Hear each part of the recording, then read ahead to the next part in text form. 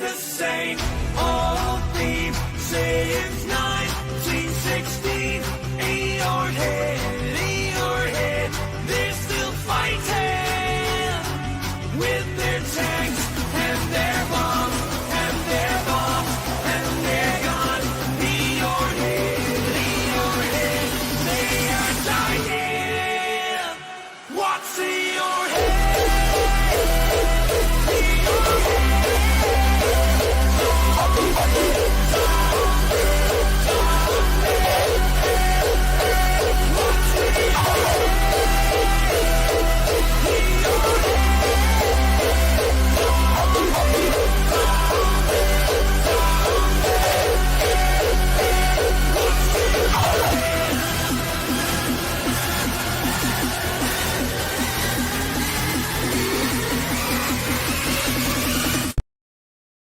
She is a warrior, ain't nothing gonna slow her down. She is a warrior, yeah. Gotta get up and go, no matter the road. Gotta keep your head held high. Gotta keep on praying, keep on slaying. Hello, everyone. My name is Dr. Donald D. Tolson Sr., and welcome to Speaking to Impact and Change podcast. We are delighted to introduce another extraordinary co-author of the book anthology project, Speaking to Impact and Change, Stories of Triumphs and Transformation. That's right. Today, I'm excited because today we have a guest. Her name is Norma L. Cress. That kind of rhyme, right? A powerhouse advocate for human and civil rights, whose inspiring journey spans decades of impactful work and unwavering dedication. Born in Juarez, Mexico, that's right. Norma's life has been defined by her passion for social justice and her tireless efforts to uplift others. With over 25 years at the Florida Department of Education, Norma worked her way from support staff to professional staff. That's right, she is a professional, mastering, bargaining, organizing, and civil rights advocacy. Her leadership was instrumental in organizing support staff in Osceola County, right here in the great state of Florida, and championing the rights of school employees along the I-4 South corridor. Beyond her advocacy, Norma thrived as a distinguished Toastmaster, continually redefining her public speaking and leadership skills. She channels her creativity through dance, fuels her mind with books and movies, and embraces life with vibrancy, traveling and staying physically active. So everyone, please join me as I bring to the lectern my good friend, the one, the only, the beautiful Norma L. Cress. Hello, my good friend Norma. How are you doing? Hello, Dr. O'Donnell. How are you? I am doing great. This has been a beautiful day, and I am really looking forward to doing this. Thank you so much. You know, we've been friends for a while now. You know, being in Toastmaster. You know, one of the things I love about Toastmaster is that it brings so many people together from different parts of the world, and I love it when I begin to not only share my story with them, but be able to hear stories and about different life experiences that people have actually went through, and it gives us an opportunity to be able to even get closer because now we're in the same circle. So welcome here. So are you ready? I'm ready. Okay. We're going to put those table topic skills into play here. Okay. As ready as I can be. We'll see how it goes. Okay, good. So first question here. Now, Norma, your advocacy journey began in Juarez, Mexico, and evolved into impactful work here in Florida. What inspired your passion for human and civil rights? What inspired your passion for human and civil rights? Donald, I believe that I probably started thinking that way even as a very young child. I would look at how people were treating other people, and I always felt some of it was not fair. And as I was growing up, of course, you see it more and more. And the time that it really hit me was the first job that I tried to get in Florida. And that was, of course, years and years later.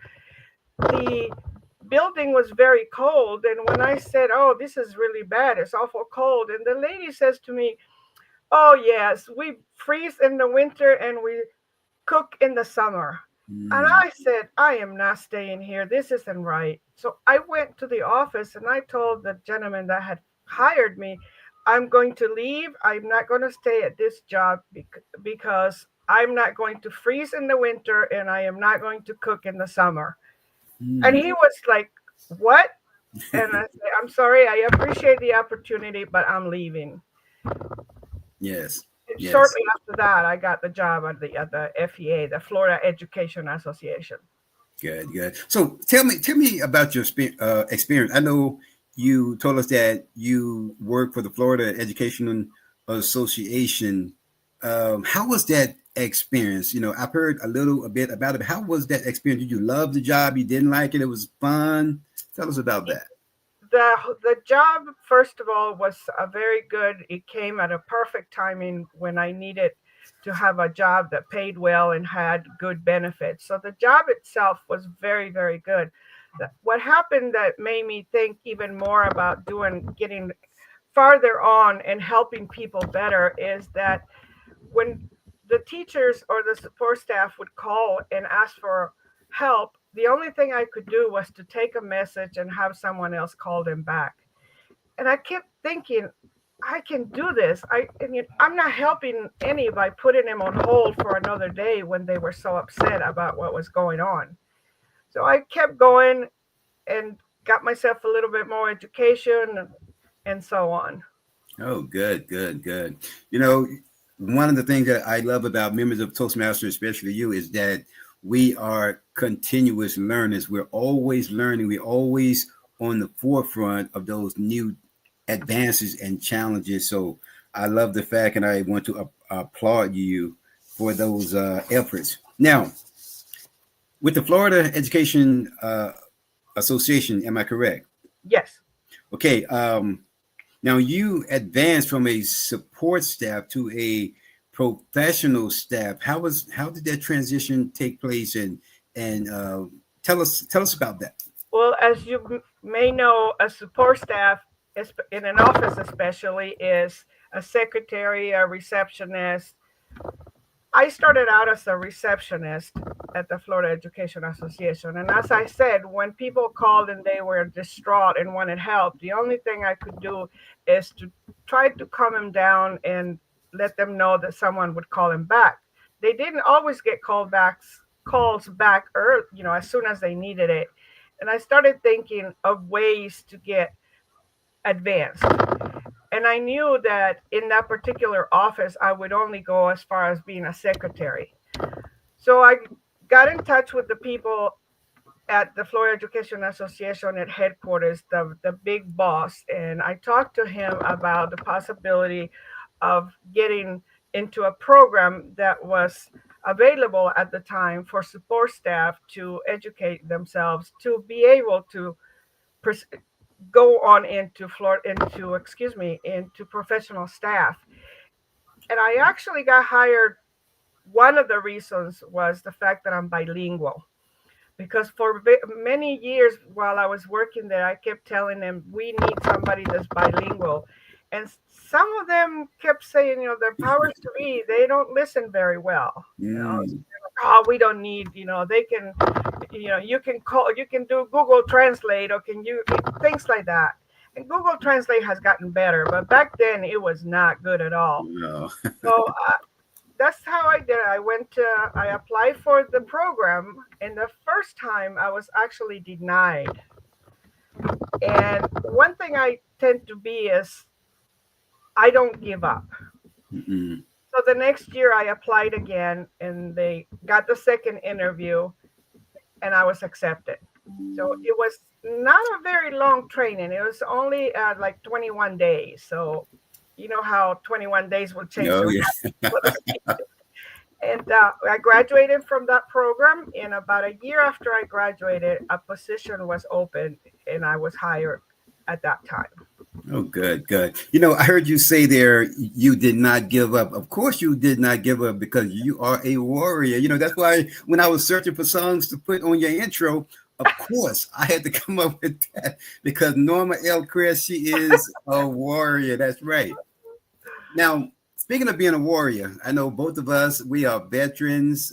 You've been in, you know, you retired, and I only did 4 years in the Air Force, but you did, was it 20 years or did you retire? Or No, I retired from the Florida Education ah, Association, that's but right. in the Army, I was only there for 4 years. Okay, okay. So tell me about your experience in the Army. I know we are both veterans, and it's something about being in the military, being in the service, serving your country. Tell us about your experience being in the military, in the Army. I had a great experience in the military. I went to ROTC in high school and I entered the US Army in July of 1975 as a private first class, a PFC, which gave me the opportunity to start into a leadership position right away. In AIT, which is the school where you go and train for whatever your profession is going to be, which by the way, mine, I don't remember the number, but it was construction and utility. So Uh, I learned how to be a mason, how to do electricity, all that kind of stuff. okay. And then in AIT, I was almost immediately put into a platoon sergeant position. And the experience was even more fulfilling for me because there was like 40 males and only 3 or 4 of us females, and here I'm Yeah. leading a platoon of males. So, Yeah. didn't give me ego because I try not to think as far as that. I try not to think of it as ego, but it gave me pride, a sense of pride, not just serving, but being a leader almost immediately. Oh, yes, yes. You know, when I was in college, I joined the Army National Guard, and I had a opportunity to go to basic training. And it's funny how each job have a different number. Mine was a 95 Bravo, which means that I was an SP. I was a police. I was a, you know, that was my job. I was trained in that field, and I loved it. And after college, I went to the Air Force. So I love serving. I love serving people, and it has carried over now. So I want to thank you for your service. I did, Donald, not to interrupt you, but I Mhm. did go in with the intent of staying in for 20 years. But I got married and I had a little girl, and she kind of needed me more than the Oh, military. So that's why I got out because my daughter was very much attached to the babysitter, and I would go pick her up, and she didn't want to come to me. It broke my heart. So I mm, had a broken heart 2 ways, because I didn't want to get out of the military, but then my daughter didn't know me, and how do you deal with that? yeah. So that was the reason. But it's still in my heart. I currently have signed up for the honor guard in Marion County, Oh, so good. I'm Okay. doing the burials as Oh, often good. as I can. You know, I think most people when they go and when they join the military, their intentions are doing 20 years. Because I know when I went active Air Force, my intention was 20 years. I loved my job. And I think, and I was in doing Desert Storm. So right after Desert Storm, I was stationed over in Riyadh. And when they call it the 100-Day War, and when Desert Storm was over, I decided, I say, that's it for me. I think I'm going to take a different path. So I got out, became a police officer, and then from being a police officer, then constantly hearing from my mom, "This is a dangerous job. This is a dangerous job." So I went into management with the U.S. Postal Service. So I did that probably for about the next 30, total of 33 years, 28 with the Postal Service, and um, 2 more years. Well, I bought my time back from the military, so they gave me a total of 33 years. So yeah, I love it. I love it. So let's move on because I want to hear about your story that's in the book. Now, you don't have to share too much details about it, but I was reading a little bit about your life in Mexico and how you used to follow your father planting seeds and beautiful, beautiful story. If you could just share with us a little bit, because I know the audience member, they still going to buy the book, but I want to hear a little bit about Norma and her life as a little girl. Absolutely. As you said earlier, I was born in Juarez, Mexico, but I was raised by my grandparents, and I was raised in a little town called Menores de Abajo in the state of Durango. As I was growing up, I always was a daddy's girl, I think. I just love my dad, which, by the way, it was my grandfather, but to me, he was my dad, and my grandmother was my mom. And there, they're all farmers. At least when I was growing up, they were all farmers, and everybody had little boys that would become the sower for the parents, for the dad. But I'm an only child. And the first time I asked my dad if I could go with him, he wasn't sure, I don't think. And he says, "Are you sure, honey? Because, we're going to be doing this." And I'm like, yeah, yeah, yeah, I want to do this. So I went with him to the fields, and he would open a row with a horse and a plow, and I would be behind him, taking one step and planting two seeds, one step, two seeds, and so on. I really enjoyed it. I never got tired. It was like playing all day, I suppose, for a child that young. And I did that for him until I graduated from sixth grade, and then I had to go to the state, the bigger city, to continue my education. So I did it from the time I was about, probably, I would say, 8 until 12 years old. Wow.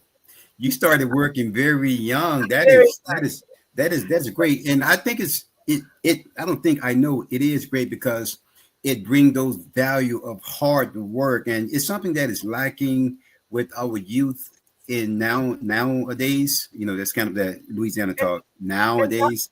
Yes, and Donald, I didn't only learn to work and enjoy, helping my dad, but I learned a lot of things about nature. Like I remember seeing a butterfly cocoon from the first time I saw it, and I kept looking at it every single day.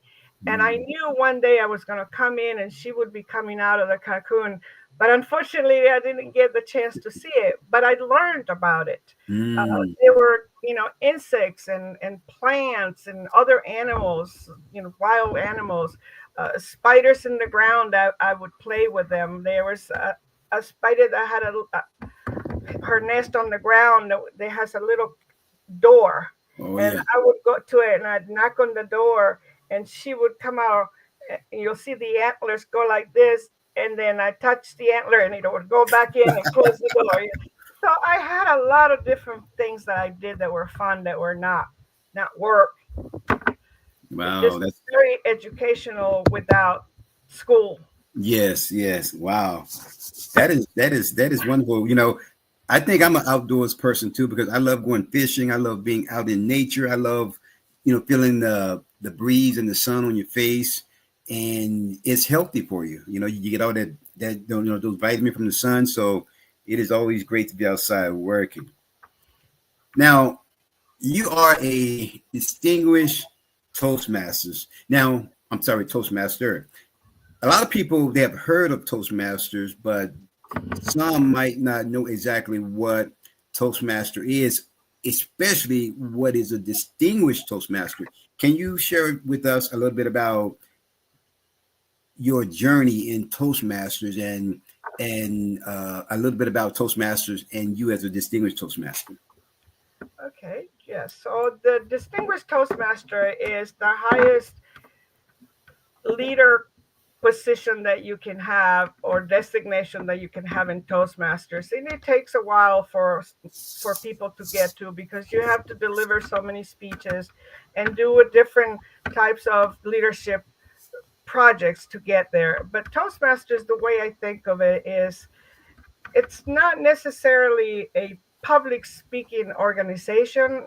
It's one that teaches you how to become a better communicator and a better leader. You don't necessarily have to become a public speaker, but it's a great way to learn how to be able to communicate without fear anywhere. Yes. Yes. Yeah, I joined Toastmaster back in 2014. I share my story with many people because I had a speech impediment and I needed to find a solution. And Toastmaster has been very valuable to me. But share with us why Toastmasters, what brought you to Toastmasters, and why, what have kept you so, I don't want to say so long, but what has kept you in Toastmasters all these years? It's interesting because I saw a Facebook post one day from a friend inviting people to come to this new club that she was trying to form, and it was a Toastmasters club. And at the time, I didn't know what Toastmasters was. I thought we were going to go in and toast somebody and do some drinking, and I'm not necessarily a drinker, but she is my friend and she was trying to chartered this club. So I asked her, what is Toastmasters? She told me what it was. And at that time, Donald, I was exactly a year from retirement, excuse me. And I told her, I said, well, I don't know that I need to be in Toastmasters, because I wish I would have known this 20 years ago when I was delivering speeches that I stuttered and I, stumble and whatever. But I'll come and see what's going on. I think is the best thing I have done in retirement, because Yes. I love it. I love the way people progress. You talked about yourself. We had not a little girl, but a young girl in one of our clubs that the first time we asked her to do a table topics, she completely froze. I Mm, mean, literally froze. She could not move. She did this and she mm. started shaking and she just wouldn't move. We literally had to get two of us to go out there, grab her by the arm, and bring her back to her chair. Not 3 months later, she was out there doing table topics and speaking about her and what she was going to do when she graduated from college, et cetera, et cetera. With the club, with the bilingual club, the people that learn to speak better in Spanish or in English, it's just amazing. It really is. It gave me the opportunity to be a volunteer without volunteering in a hospital or in some other facility. I thought I was going to be going to a hospital and volunteer or some other community place to volunteer. But I'll tell you, Donald, I love Toastmasters enough that I would do it 24/7. Oh yeah. you know, uh, I share with people that when I first heard of Toastmasters, yeah, of course I was looking for a reason to help, for something that could help my speech impediment. But when I heard Toastmaster, I thought of two things. I thought that it was a drinking club. I was going to go down and have me a buy one get one free. And the second thing is that when I heard of Toastmaster, I thought it was something that was sold on QVC on the Saturday night. Toast the master. Yeah, I get it. But I love being a part of Toastmasters. It has really helped me with my speaking journey as well as my leadership journey. Now, let's talk about personal growth and self expression. Personal growth and self expression. How do these values influence your work and inspires others? How do Norma L. Cress inspires others? It's interesting that you asked me that, because I am one of the worst people to take good things. What is I just lost the word completely.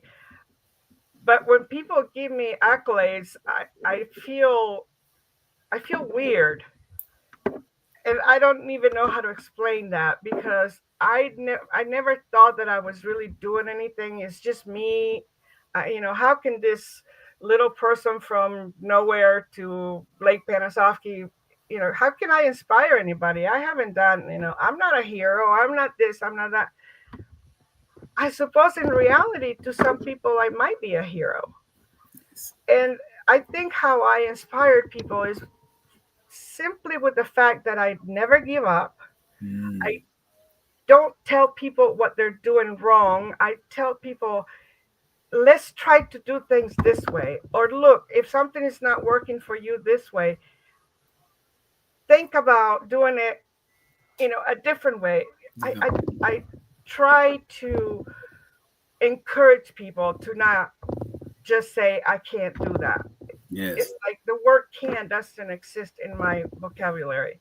I know Yes. it's there, but I'm the type of person, if you tell me you can't do that, I'm going to do it no matter what. Oh, And yes. we get you in trouble sometimes because, you know, my son, my stepson calls me a rebel rouser, a rebel rouser. But, I have been told by quite a few people that I'm inspiring. And I suppose it comes with maturity because it seems like the older I get, the more I think I would be able to inspire people. And I will continue to try to do that. Well, good, good. People, even when we don't think that people are watching us, they are watching, because I'm watching you and I see your action. I see the various things that you are doing. And I love that phrase, action speaks louder than words. So when I hear you speak, you don't have to say a word, it's your actions. How friendly you are, how you encourage people, especially within Toastmaster, how you encourage people, you help them to go to that next level. And even though we can't see it, but people are watching us. So I think that is amazing. So what do you like to do during your leisure time? Oh, it really depends on the day, Donald. There is so many things I enjoy doing. I do enjoy watching TV with my husband and just being a couch potato every now and then. Oh yeah. But I call myself a social butterfly. I cannot sit at home day after day and not be able to interact with people. I attend a couple of network events mainly just because of that, because I want to be around people. Other than Toastmasters, the only other thing I do, which is not a certified business, is I do alterations. So Mm. that's what I usually tell people when I go to these networking places. I love to dance, especially to Latino music. Like to shake the hips. Getting harder and harder every day. Uh, I love movies. I'm not an avid reader, but I'd like to listen to books on Audible. Good. I'd love to embroider. I have made quite a few blankets for babies, and I give them all away. I haven't sold anything because I never. It, usually, if I know somebody and they say, "Oh, my daughter's pregnant," oh, then I start one right away. By the time they have the baby, the blanket is ready. I also help my granddaughter sell some of her products that she does crochet. Oh, Uh, there's an abundance of things I love to do. I don't like to sit around a lot. I am not working out as much as I used to, mainly because unfortunately I do have a lot of 24/7 pain. I mm. some arthritis, which I'm not letting it put me down, but I have to make sure that I know my limits. Oh yeah. I love working in my yard. I have flowers everywhere. Right now it's a mess because I still haven't completely cleaned everything from the hurricane. Even though Um, we didn't have a lot of damage, there's still some things that need to be picked up from the yard. Not to mention just trash and things that get, oh the yeah. leaves are all falling and things like that. So spending time in my front or backyard is like my therapy. Good, good. Well, that it goes back to being outdoors. Being outdoors is a great thing. Even if you're out there. I know sometimes I get out there, or mow the lawn, or doing things out in the yard, but it feels so good. I'm in my element. Yes. So as we wind down here, you are an amazing person, Norma. I love you like a sister. We have shared this Toastmaster journey. Tell me, what is next for Norma? What's next? What plans, what goals, what things that Norma have on her calendar for 2025? Tell us about those things. I have many, many Toastmasters events on my calendar for the next few years. I believe I probably will stay a Toastmaster, excuse me, until I can't speak anymore. I just enjoy it, and I don't even enjoy the part that I enjoy is not necessarily me giving the speaking, but I will tell you that I have actually thought about the possibility of putting myself out there and starting to do some public speaking. Just because if it is true that I can inspire people, why not inspire thousands instead of just the few Toastmasters and the friends and family that I have? Why Yes. not put yourself out there? Uh, Other than that, make sure that I can take care of my husband like I should as a wife, and him and I being able to enjoy whatever time we have left together. Um, Yes. the Lord is always there, so definitely continue to be, spiritual and continue to pray for myself and the world, my friends, everybody, my animals. That's Oh, another yes. thing I love.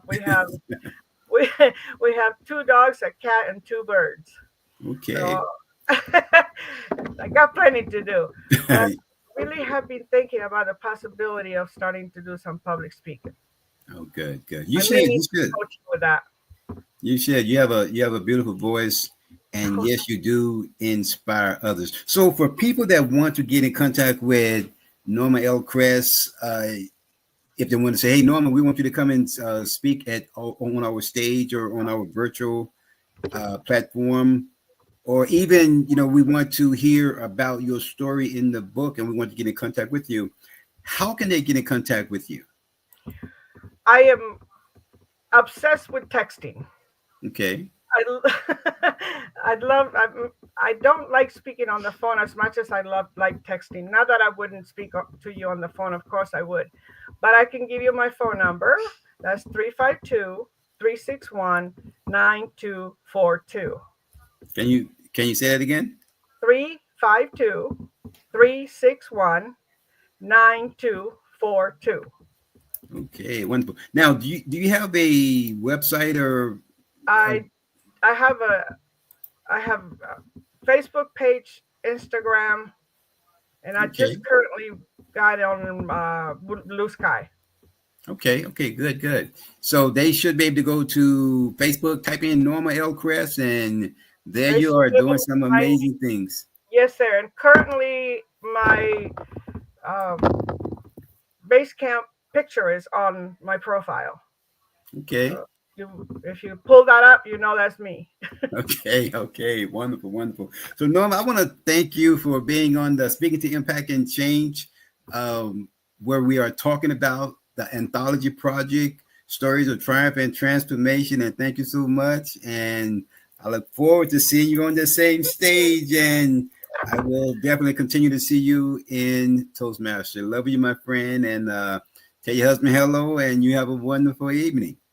Thank you. I will, and you have a great one too. Thank you. Stay on, and I will talk to you here shortly. Okay. She is a warrior, a warrior. Ain't nothing gonna slow her down. She is a warrior, yeah. Gotta get up and go, no matter the road. Gotta keep your head held high. Gotta keep on praying, keep on.